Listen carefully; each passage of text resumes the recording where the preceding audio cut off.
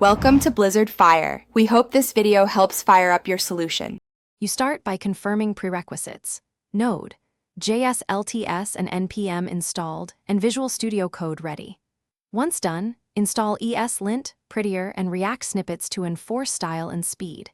Now open your terminal in VS Code and run npx create React app my app or npm init React app my app. This scaffolds a working React app instantly. Make sure to choose a clear directory. Then open the generated folder in VS Code. So once your app exists, open it in VS Code and use the integrated terminal to run npm start so you see live reload. Next, configure ESLint and Prettier to avoid style drift. Add ESLint-RC and Prettier-RC, then enable format on save. After that, set up debugging. Create a launch. JSON entry for the Chrome or Edge debugger so you can set breakpoints and inspect state. Make sure source maps are enabled. This makes stepping through JSX intuitive and fast.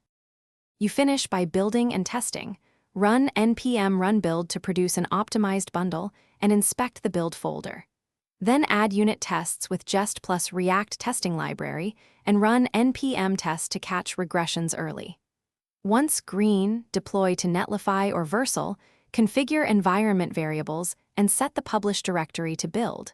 If something breaks, here's one tip. Check the browser console and VS Code problems pane for ESLint or runtime errors, then rebuild after fixing the reported file.